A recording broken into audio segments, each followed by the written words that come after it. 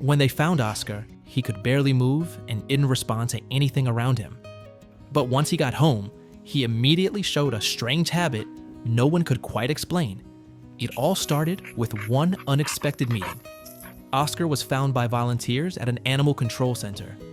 He was limping badly, his skin was inflamed, and his eyes were crusted over.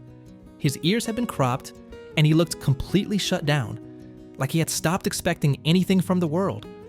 But because of how serious his condition was, he ended up on the euthanasia list. But even with all that, the volunteers decided he still deserved the chance. Oscar was taken into their care, and they began treatment. It wasn't a quick process. He needed more than just medical attention. He needed quiet, care, and simply someone being there. When it turned out the infection in his ears couldn't be treated, the vets performed a full ablation.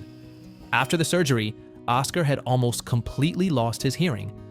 That's when Kristen saw him, and together with her husband Ryan, they decided that Oscar should become part of their family. And in his new home, he finally started to truly live. In those first days, Oscar took his time getting used to the space around him. He didn't hide, but moved slowly and carefully, like he was trying to figure out whether it was safe to let his guard down. He watched Kristen and Ryan closely, listened in his own way to the movement around him, and even without hearing, he seemed to sense when someone was nearby. Before long, Kristen noticed something strange about him, something that was becoming more and more visible each day. Oscar loves it when something gently brushes against his face or back.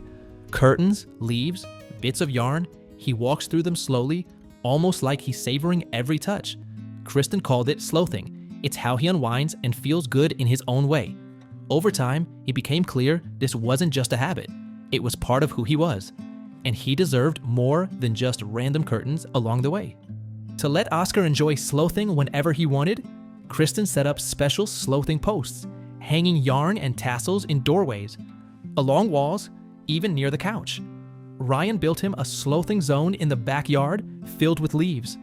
Oscar would slowly step into that space like he was walking into water, eyes half closed, tail gently swaying. Little by little, Oscar didn't just become part of the family, he became the center of it. Kristen and Ryan started calling him Ham because he really does look like a cartoon ham. When he came into their lives, everything felt warmer, softer, and happier. Every day with Oscar is a reminder of how much one unexpected meeting can change. And now, they can't even imagine what life was like without him.